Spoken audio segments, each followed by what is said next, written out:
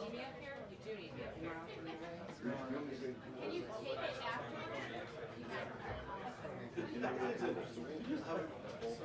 That's fine. Yeah, I gotcha. Sorry.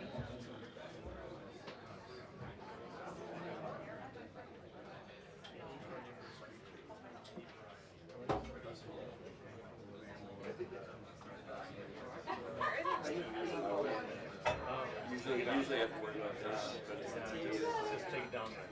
What I do? Yeah, right. I use my iPhone to get the wide shot of the wall. No. The TV's blocking. Yeah, like I said, one more robot right here. Yes. Yeah, you can put that there. Hey, Tim, how are you?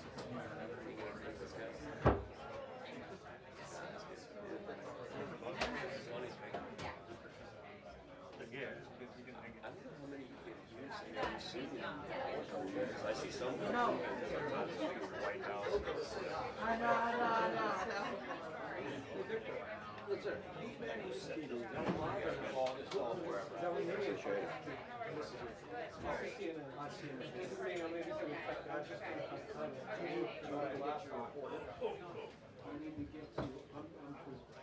I need to go home. He's swinging. No swinging now. All right, so I'll get over as far as possible. Yeah, you should be good right there. All right.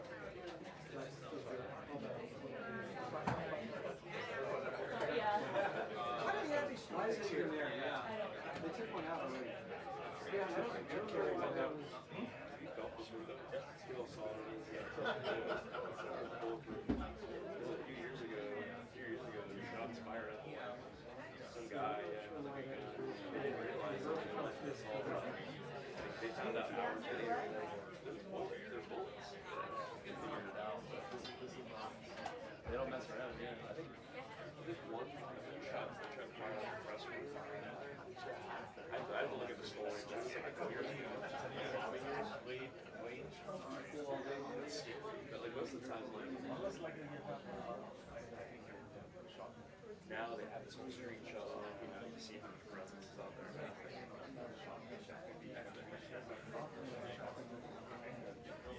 You see a cat stuff like that? A little kitty cat with a series, and one of the reporters grabbed it, brought it in here, and they got the owner came and said, Oh yeah, Sophia the cat. Sophia the cat, you saw that? Yeah, I was bummed because I got here like 30 minutes later, so I didn't get to meet her. Saw the pictures.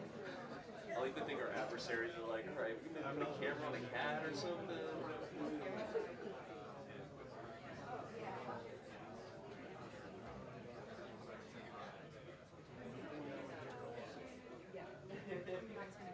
Crazy call, I guess, in the White House. Like, who is this? This is the White House.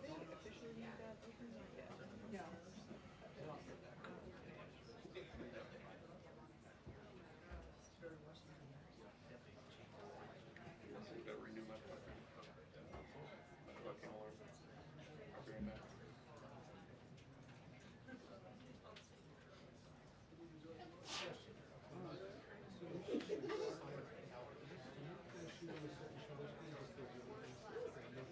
Very good question. Landing is different. I get it. From this spot, so the slower I shoot, slower shutter speed, less space.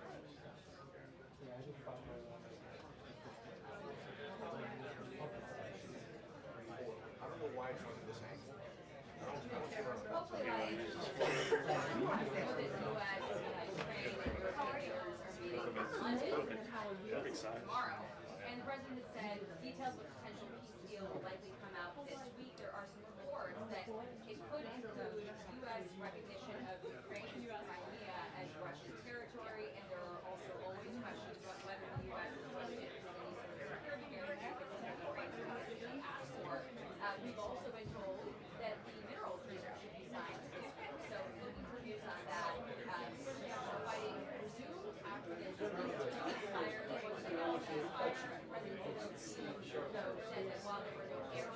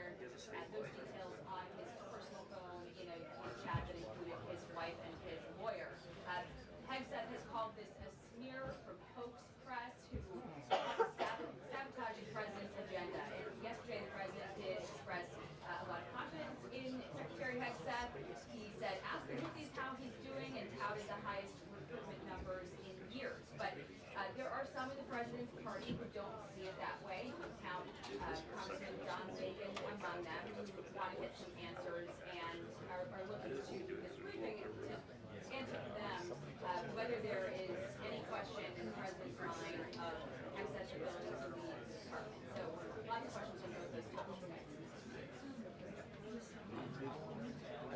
I just like having our force. So fun. Oh my god. It was so physical. Like, as the Knicks started to come back, it felt like so physical. Trash talking. It was crazy. I know where my guy is. So. I loved it. And I haven't been to a basketball game in so long. It was so fun. You love the trash talking. I loved it. I mean, you're sitting right there by the opponent's bench, so you can actually cheer for them though. Like you're sitting with their fans and their coaches. And you kind of like yeah, it was so fun though. And asking for And they renovated it, so you went to the new Madison Theater. I guess maybe the last few years. Yeah, no, they renovated it new. No, it's great. It's such a fun building. One side of the train station. One side. You don't know. So the Moynihan train station is amazing, not the Madison. That's not amazing. That is very pedestrian. Moynihan is really amazing. It really is. Nice to meet you. It really is. Can you see this? So I got invited, and then you Union Station used to be so drift, nice. and it's the outline of the water. So lesson one was like, don't actually use shout wave. It's like a cinematic. It is. It looks like it's meant to be there. Yeah, it's right. There's times it comes back to the show saying like, can't do anything. Not quite long enough, but like it's almost there.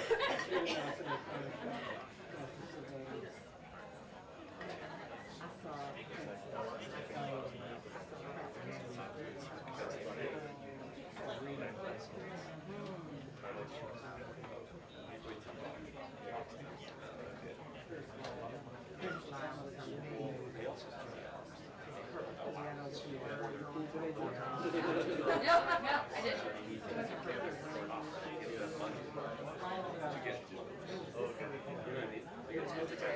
My buddy Trey, he has he's big, but he also has just for like that's nice. The pay just the dress. It's like probably like $1,000 or something. 12 grand.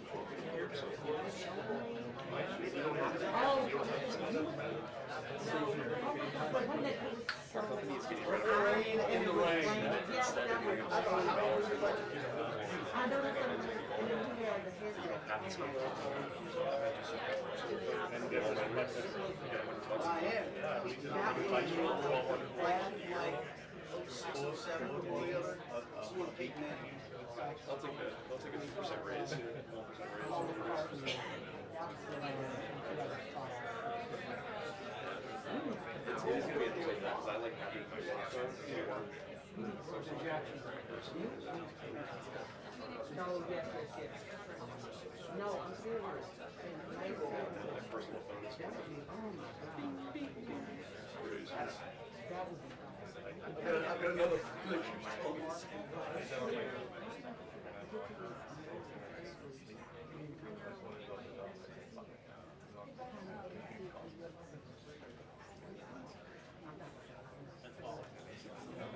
My new favorite ones is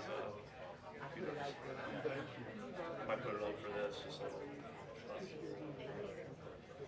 but at nighttime sometimes it's all Now we're talking. That's what I'm saying.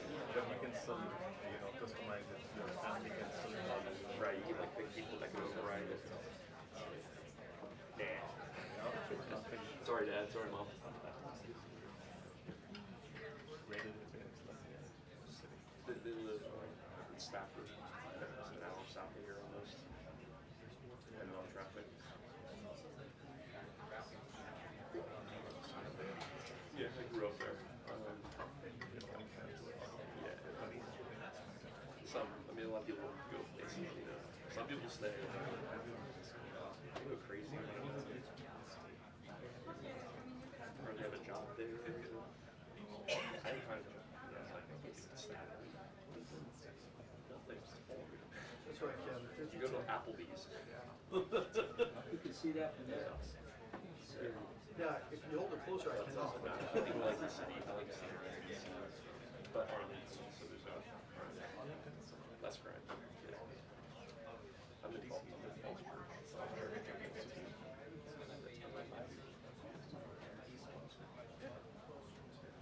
Yeah, I live in East Falls Church, so near Bailey's Crossroads.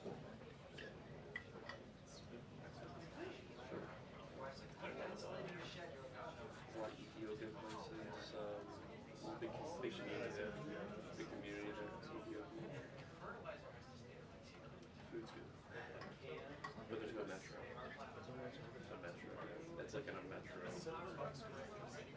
Silver Line goes through like Clarendon, like towards Reston. What do you want to do?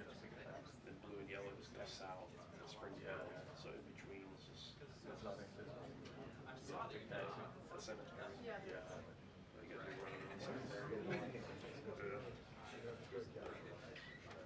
So, but I take my truck. I just take my truck. I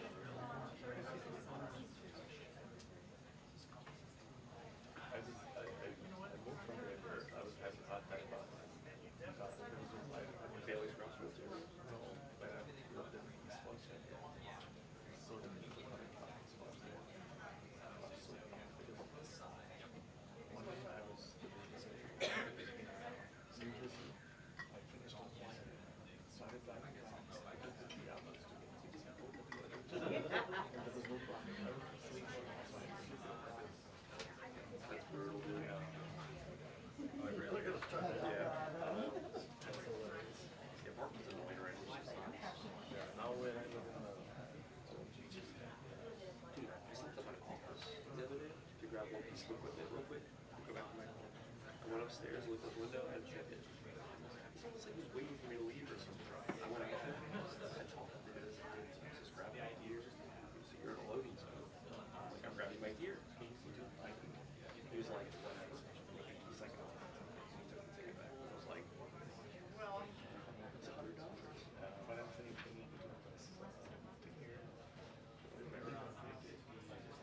Depends on the parking guy, but usually if you're parked wrong, they can. 2 minutes until the briefing. 2 minutes until the briefing.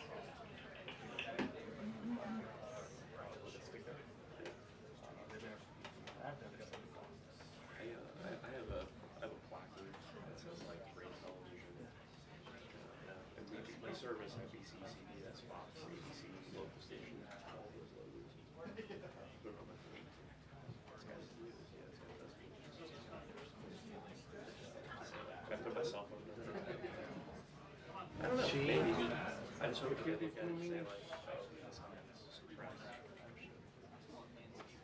And when I park by the monument, Correctamente. I park by the monument sometimes for like Única. Thank you. 2 minutes. Becoming soon. Thank you, Marky. Thank you. Bye.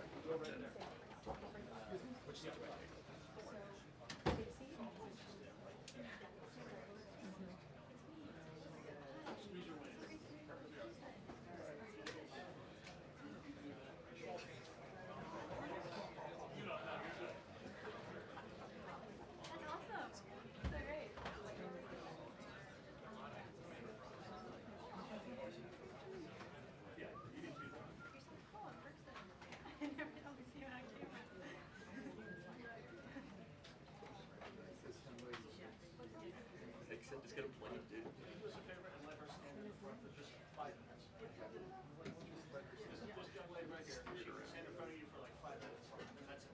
Do you need to trust it?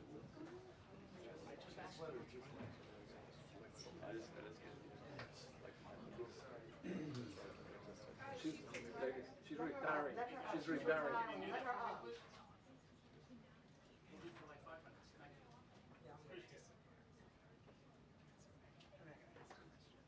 Good job, Get in Melissa. front of the photographer too. We're too long not to be recognized. Melissa. Melissa. Oh, Melissa.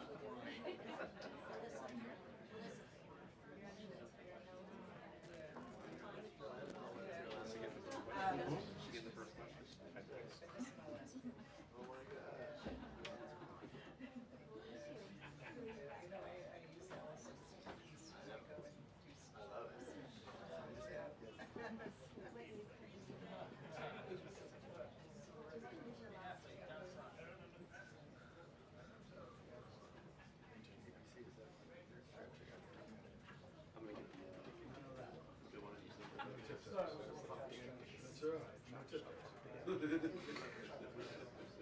gonna go with Spielberg.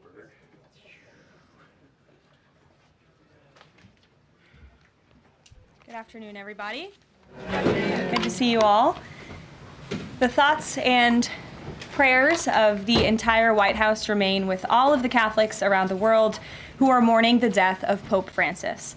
Pope Francis touched millions of lives and dedicated his life to serving the Catholic Church. As a mark of respect for his memory, President Trump ordered flags be flown at half-staff, and he will be traveling to attend his funeral in Rome. The president will depart from Washington on Friday morning and return to the United States on Saturday evening following the funeral service. I can also confirm the dates of the president's trip to the Middle East. He will travel to Saudi Arabia, Qatar, and the United Arab Emirates from May 13th until May 16th. And on Thursday of this week, President Trump will welcome Norwegian Prime Minister at the White House for a working visit. The two leaders will discuss trade and regional security. This will be the 13th head of state visit of President Trump's term already. At the border, President Trump continues to deliver on his promise to make America safe again. The Wall Street Journal captured the Trump effect in a recent article. Border crossings grind to a halt as Trump's tough policies take hold. U.S. Customs and Border Protection recorded its lowest southwest border crossings in history in March, and we're seeing the same successes at our northern border.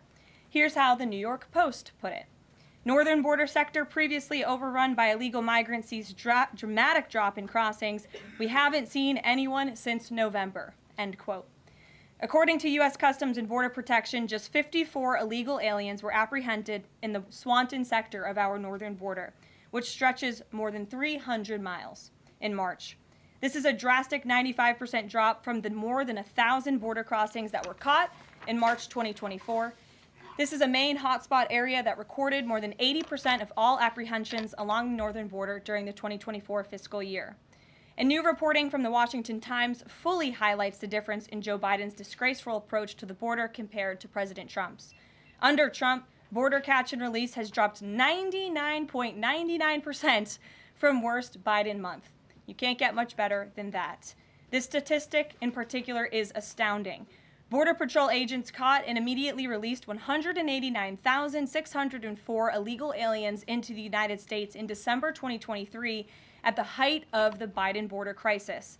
But under President Trump, Border Patrol agents caught and released only 20 illegal aliens into the U.S. in the month of February.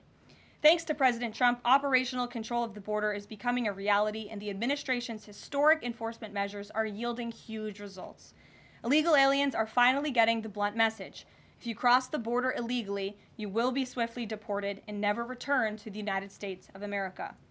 Efforts to arrest the criminal illegal alien invaders are continuing to ramp up.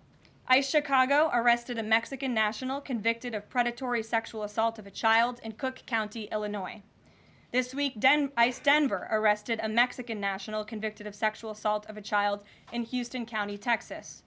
ICE Miami arrested a Nicaraguan convicted of aggravated battery in Hillsborough County, Florida. ICE Houston arrested a Salvadorian national convicted of attempted sexual assault of a child in Escape in Dallas County, Texas. And ICE Chicago arrested a Mexican national convicted of aggravated sexual abuse of a minor in Illinois. Despite the Democrats' insane objections, President Trump will continue to embolden law enforcement officers to arrest dangerous legal alien criminals and keep our communities safe. And also thanks to President Trump's America First economic approach, investments continue to pour into our country. Swiss pharmaceuticals company announced they will be investing $50 billion in the United States over the next 5 years, creating 12,000 new quality jobs. Regeneron Pharmaceuticals also agreed to pay Fujifilm Technologies more than $3 billion over the next decade to help manufacture its medicines in the United States. It's a top priority for President Trump to ensure we are producing critical medicines and pharmaceutical drugs right here in America, and that is exactly what we continue to see happen every day. In other news, the Trump administration has announced we will put an end to Joe Biden's illegal student loan bailout attempts. No student loan has been referred to collection since March of 2020. That comes to an end. On May 5th, the Department of Education will resume involuntary collections for borrowers with defaulted federal student loans. The student loan portfolio controlled by the federal government is nearly $1.6 trillion, but fewer than 4 out of 10 borrowers are in repayment. This is unsustainable, unfair, and a huge liability for American taxpayers. Debt cannot be wiped away. It just ends up getting transferred to others. So why should Americans who didn't go to college or went to college and responsibly paid back their loans pay for the student loans of other Americans? The Trump administration will never force taxpayers to pay student loan debts that don't belong to them. Student loan borrowers need clarity, and we're finally giving it to them. Borrowers will now be clearly expected to repay their loans, and those who default on their loan obligations will face involuntary collections. The government can and will collect defaulted federal student loan debt by withholding money from borrowers' tax refunds, federal pensions, and even their wages.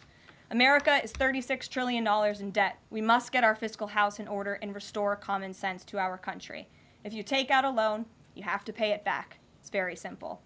President Trump will not kick the can down the road anymore. Before we open it up to questions today, I want to commend our pool photographer who is in the room with us today.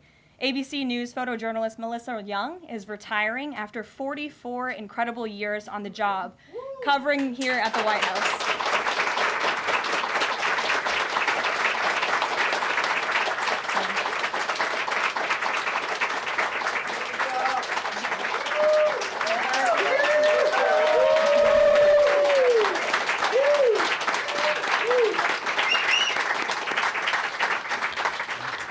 Melissa, congratulations. You have the largest round of applause I've ever heard in this room. So there's something we can all agree on, and you've had an incredible career here covering the White House. So congratulations to you, and we hope you enjoy retirement. I'm sure you will. And everybody else in the room will be very jealous of you as you're enjoying your rest. All right, let's get to it. We have an individual in our new media seat today. His name is Tim Pool. He's a political commentator and a media entrepreneur with millions of followers, a very big platform. Currently hosts Timcast IRL, a daily news and discussions show, and The Culture War, a weekly podcast exploring cultural and political issues. His programs feature in-depth conversations on topics such as free speech, censorship, identity politics, and societal change, often engaging with a diverse range of guests. He's in Washington today because we are also hosting a local media row across the street in the Eisenhower Building, which is a testament to our commitment to bring new voices into the White House to cover the president and this administration. So, Tim, why don't you kick us off today? Yes. Many of the news organizations that are represented in this room have marched in lockstep on false narratives, such as the Very Fine People hoax, the Covington smear, and now what's being called the Maryland Man hoax, where an MS-13 gang member adjudicated by two different judges, I believe, is just simply being referred to as a Maryland Man over and over again. Now, in an effort from the White House to expand access to new companies, you've created this new media seat. So I'm wondering if you can comment on following this expansion, you've had numerous outlets disparage the companies that you've had sit here, as well as the reporters. I'm wondering if you could comment on the unprofessional behavior, as well as elaborate if there's any plans to expand access to new companies. Sure. Well, we certainly welcome diverse viewpoints in this room, which is one of the reasons we have you in here, and there's many new faces in this room in comparison to the previous administrations.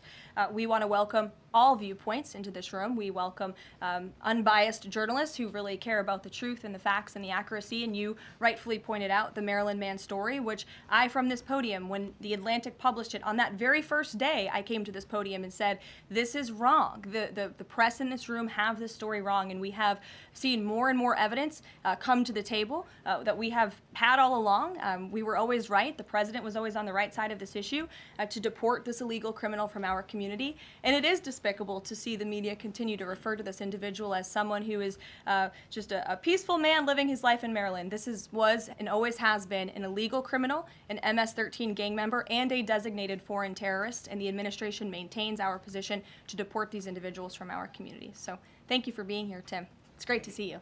Thank you. Dasha, why don't you kick us off? Thank you, Karoline. You're welcome. I really appreciate it. I have two questions, one on the Pentagon and another on the economy.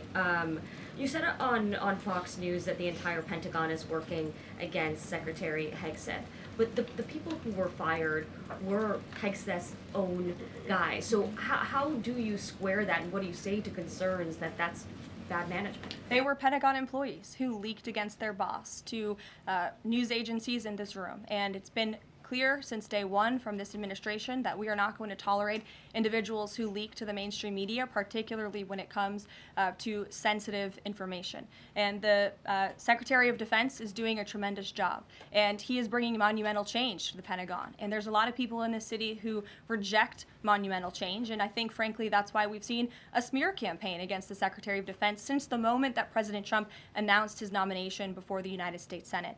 Let me reiterate, the President stands strongly behind Secretary Hegseth in the change that he is bringing to the Pentagon, and the results that he's achieved thus far speak for themselves. Is there an FBI investigation into the leaks? The Secretary said that these people would be prosecuted, so is the FBI investigating? You'd have to ask the FBI, you have to ask the Department of Justice on what they plan to do, but certainly we take leaks with the utmost seriously across this administration. You've seen people fired from the Department of Homeland Security. The President has made it clear it's an unacceptable behavior. And on the economy, Caroline, Peter Navarro said that it's perfectly possible to do 90 deals in 90 days. We haven't seen one just yet. How soon might we see a deal, and what evidence can you share that progress is being made in these trade negotiations? Sure.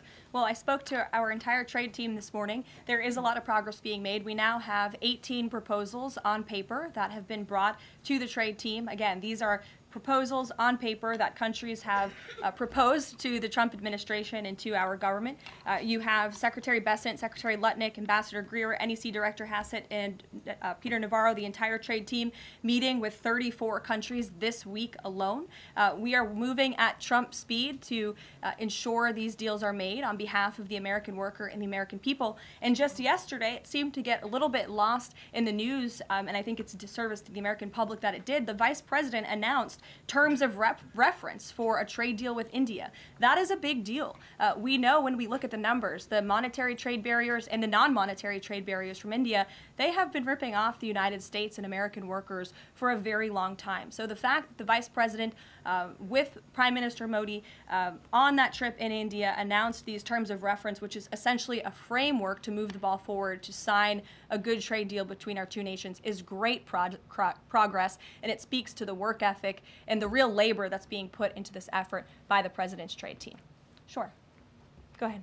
The proposals that you talk about, is that enough to extend the pauses on these reciprocal tariffs, or does the President need to see, these deals inked and signed to offer any sort of additional extension beyond the 90 days? Well, look, ask me in July when the deadline hits. I know I'll be answering those questions from all of you in this room. There's a lot of time left, and the President's trade team is working, again, at Trump speed as quickly as they can to ensure that these deals can be made. Are any of those conversations yet with China happening?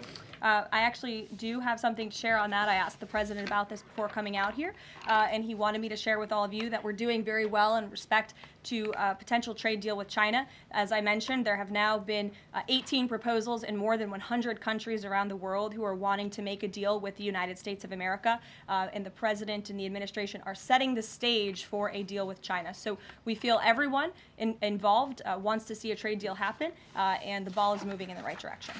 Sure. Setting the stage for a deal with China, what does that mean? Has the President spoken directly with Xi yet? I don't have anything to read out on a direct talk between the President and President Xi, but we will continue to keep you updated. And Secretary Bessent reportedly today told investors that this trade standoff with China he expects will be de-escalating soon because, as he described it, reportedly the situation is unsustainable. Is the President considering taking steps to de-escalate the situation with China? Again, I just read you words directly from the President of the United States. Those are moments ago. That's where his head is at right now. Caroline. Sure. Caroline, I had two questions, one on immigration and one on China. First on immigration.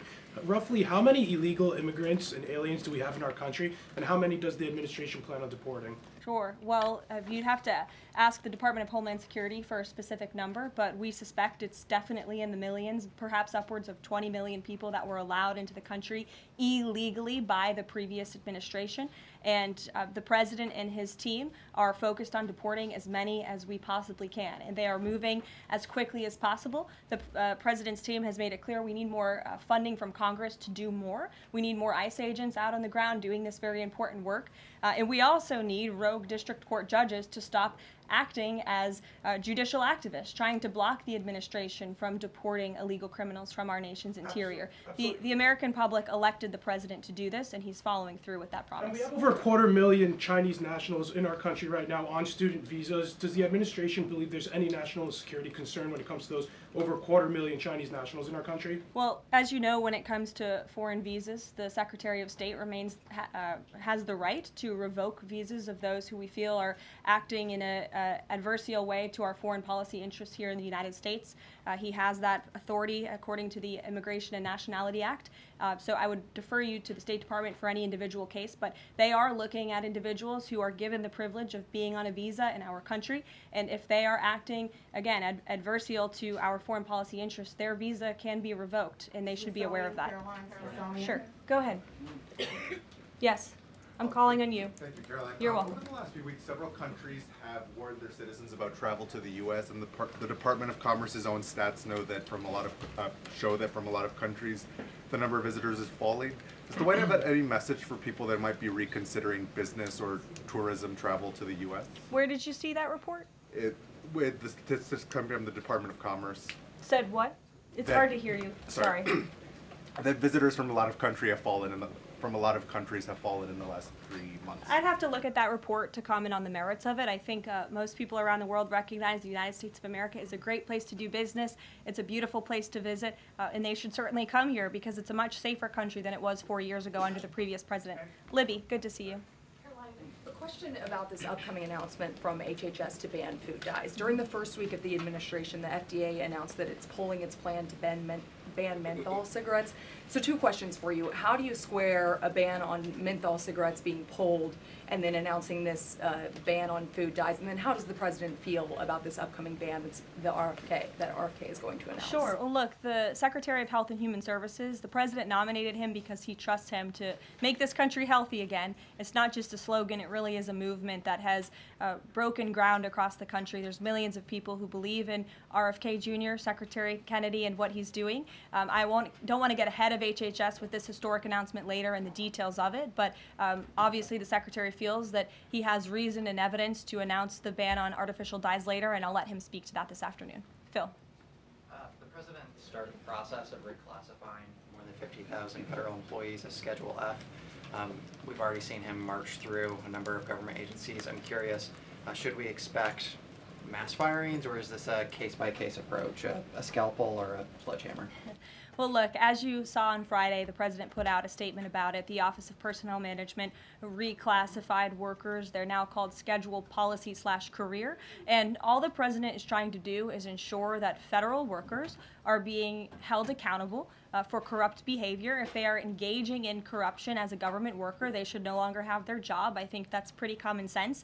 He also believes that bureaucrats should be acting in accordance to the will of the American public, who duly elected this president. Not just this president, but all future presidents. If you work for the government, you should be adhering to the will of the American public and advancing the administration's goals and interests. And if you are not doing that, then you should go find another job whose interests you align with. So as for specific firings, I would defer you to the specific agencies, but the president in this move and Office of Personnel Management, it will make it easier to get rid of rogue bureaucrats who are engaging in corruption. And then another quick question about Sure. Google, real quick. A federal court ruled last Thursday that Google's dominance of online advertising and ad tech markets violated U.S. antitrust laws. I know the president has spoken to a number of folks in big tech, and Google's CEO was even at his inauguration.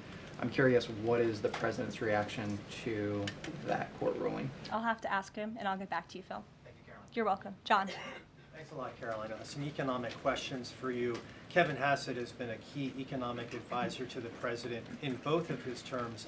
In 2022... And he still is. And he still is. He was just in my office. Absolutely. In 2022, he said that the independence of the Fed is super important. That's a direct quote. Is that something that the president subscribes to? Does he still believe in the independence of the Federal Reserve? Well, look, I think the president has made his position on the Fed and on Powell quite clear.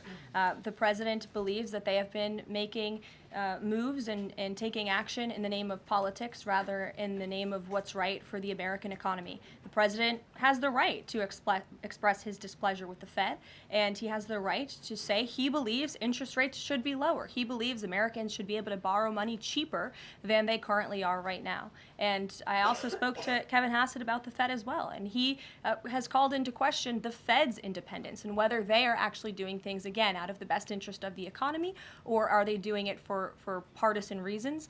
The president wants to see interest rates lower. He has made that quite clear. We've also seen, if I may, Thank I'm you. sorry, one more, Caroline, just about, I said 2 economic questions. About the dollar, we've seen the dollar at multi-year lows versus the euro and other currencies around the world. Is it the administration's policy for a strong dollar?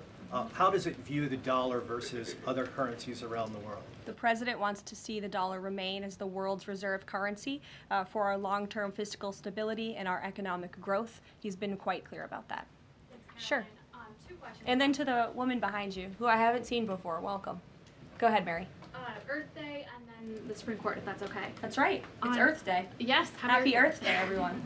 I saw the president truthing about the garbage pileup from China in the Pacific, and then I believe Lee Zeldin is headed to San Diego to investigate the pile of sewage from Mexico. Can you speak to what the White House has planned for Earth Day and anything in that arena? Sure. I do have points from the EPA. Administrator Zeldin's doing a fantastic job, and they are always sharing their accomplishments with the White House, which we very much appreciate. He will be traveling, I believe he's in California today, for sewage situation. Here you go. Administrator Zeldin met with his Mexican counterpart to discuss steps Mexico needs to take to ensure the water entering the United States is clean and safe. And he's holding a press conference in San Diego today with elected officials and local stakeholders on the Tijuana River sewage crisis. I would also add from the president himself, he has always maintained he wants America to have the cleanest air and the cleanest water. And we want to do what's right for our environment and for our earth. And a lot of that is making sure that we have clean and sustainable energy, and we know that we produce natural gas cleaner and more efficiently than any country in this world, and the president wants to see that continue. Thank you. And then on the Supreme Court, I know the court is hearing a case dealing with parents who don't want their kids having to read gender ideology books in schools. Can you comment on that case and what the Trump administration hopes to see come from that? Sure. We hope the Supreme Court will do the right thing, and the president has been very clear. He stands on the side of parental rights, and he believes strongly that parents should have a greater say in their children's education and the content, if you will, that children are being exposed to in our public school system. Sure. Go ahead. Hi. I'm Karoline Leavitt with World News Group. The administration ended some temporary protections for Afghans, including several hundred Christians who have been punished by the Taliban. Is the president considering any exceptions for Afghans who could face death or torture if they return to their home country? So let's just be clear about one thing. We didn't end that proactively. It expired, and it's because the previous administration illegally paroled millions of people, or hundreds of thousands of people, I'm sorry, into the country, and then gave them temporary protective status, which again is a temporary status. It's not a permanent status in this country. And if there are individuals here who came in through the Biden administration who want to claim asylum, there is a legal process to do that, and those cases will be adjudicated by a judge on a case-by-case basis. We have a legal immigration process in this country for a reason, and all this administration is trying to do is effectuate that. Reagan. Thank you, Caroline. I have 2 questions for you Sure. on immigration. March deportation numbers were down slightly from the same time period last year. SCOTUS recently ordered a pause on deporting turned-day Iraq members with the Alien Enemies Act. I'm curious what other tools the administration is looking at to boost those deportation numbers. Sure. Well, we are obviously complying with the court's order. However, it was a temporary pause. The Supreme Court basically said, sit tight, and they will follow up with an order, and we're confident that the Supreme Court will rule on the side of law and recognize the president absolutely has the executive authority to deport foreign terrorists from our nation's interior under the Alien Enemies Act. We feel very strongly about that, and we're confident the courts will side with the president and his executive authority. As for deportations, we continue to deport illegal criminals under Title VIII, which is an immigration authority given to our Border Patrol agents and the Department of Homeland Security to deport illegal criminals from this country. And the administration continues to do that at record speed as quickly as they can with the resources that they have. They recently dropped charges against the MS-13 leader caught in Woodbridge, Virginia, with the idea that this will expedite the deportation process. Does the administration plan to drop charges against other criminal illegals to speed along the deportation process? You'd have to ask the Department of Justice. Obviously, that's within their purview, and I can't speak for them. However, it is our goal to deport as many illegal criminals and aliens from our country as we possibly can, as quickly as we can. Jackie. Thank you, Caroline. We've heard so much about this Saudi trip planning, and the president's mentioned it himself before, but I don't think we've ever heard on the record what he hopes to achieve in Saudi Arabia and what the purpose of the trip is. Sure. Well, the president looks forward to this. It was supposed to be his first foreign visit, but of course now he is going to Rome this weekend to honor the Pope and attend the funeral. The president looks to strengthen the ties between the United States and these countries in which he will be visiting. He'll be having many bilateral meetings and talks, and we look forward to the trip and hope to see many of you there. And the meetings in London this week, do they have any nexus with the plans in Saudi Arabia? I can't speak to that. However, I do have an update on meetings when it comes to the Russia-Ukraine war. I was just in the Oval Office with the President, Steve Witkoff, and they wanted everybody to know that the negotiations continue. We feel, again, we're hopefully moving in the right direction, and the special envoy, Steve Witkoff, will be heading to Russia again later this week to continue talks with Vladimir Putin. Is that why Rubio is not heading to London? Is he accompanying Witkoff to Moscow? I can't speak for the Secretary of State's travel schedule. I'd defer you to the Department of State. And more broadly, just about the peace agreement, the talks that are ongoing. Rubio had said, Secretary Rubio had said that if things don't go the right way, that the U.S. might need to take a step back. What does stepping back look like? Is that a step back from brokering peace, or would that imply a broader withdrawal from U.S. support for Ukraine and the war? Look, I think it would be unwise for me to broadcast that from this podium. Ultimately, that's a decision for the president to make, but he's made it very clear he wants to see peace, he wants to see this war end, and he wants to stop the killing on both sides of this war, and he's been very clear about that for quite some time, and he has grown frustrated with both sides of this war, and he's made that very known. Brian. Thank you, Caroline. Last week, the president talked about nonprofit groups, specifically taking on Crew, and he hinted that there could be further actions taken against nonprofits. Does the White House have any plans for any sort of actions against NGOs, nonprofits, or other similar groups? Is any of that coming up? Is that being worked on at this time? I'll have to check in with our policy team and get back to you. Sure. Thank you, Caroline. Travis Gilmore with the Epoch Times. Are some colleges using taxpayer funds to further political agendas? And what is the administration's response to Harvard's lawsuit? Sure. Well, the president has made it quite clear that it's Harvard who has put themselves in the position to lose their own funding by not obeying federal law. And we expect all colleges and universities who are receiving taxpayer funds to abide by federal law. It's quite simple. And the president made it clear he's not going to tolerate violations of federal law. He's not going to tolerate illegal harassment and violence towards Jewish American students or students of any faith on our campuses across the country. And so we will be responding to the lawsuit in court. And again, it's quite simple. If you want federal dollars, obey federal law. And just a quickly follow up on China. Any response to reports that China is targeting U.S. trade allies with potential retaliatory measures for supporting U.S. agendas? I think the numbers and the sheer number of countries that have reached out to the United States and reached out to this administration to cut good trade deals speak for themselves. The entire world knows that they need the United States of America and they want to do business here, and so we'll stay focused on cutting good trade deals on behalf of the American worker. Stephanie. Thank you, Caroline. Can you give us any additional details from the president's call with Netanyahu today? I did speak to the president about it. It was a good call. They spoke particularly about Iran and the negotiations that are underway with Iran and the United States. And the president has made it very clear repeatedly, but I'll reiterate, there is no daylight between the United States of America and the state of Israel. He stands strongly behind our ally. He's made it quite clear when it comes to Iran that we want to see a deal, and Iran has a choice to make. But the president has also made it very clear, and he reiterated that in his call with Prime Minister Netanyahu today about the need for Iran to never obtain a nuclear weapon. I do have one more bit of news that I would like to share with all of you. Just give me 1 second to find it. And it's in regards to the terrorist attack that took place in India earlier today.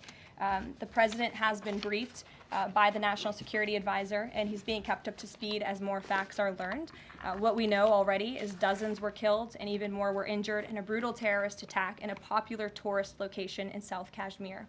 President Trump will be speaking with Prime Minister Modi as soon as he possibly can to express his heartfelt condolences for those lost. And our prayers are with those injured and our nation's support for our ally, India.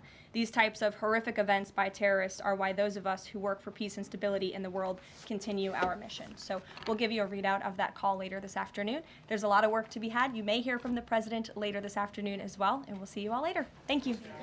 Were any Americans among those dual American citizens?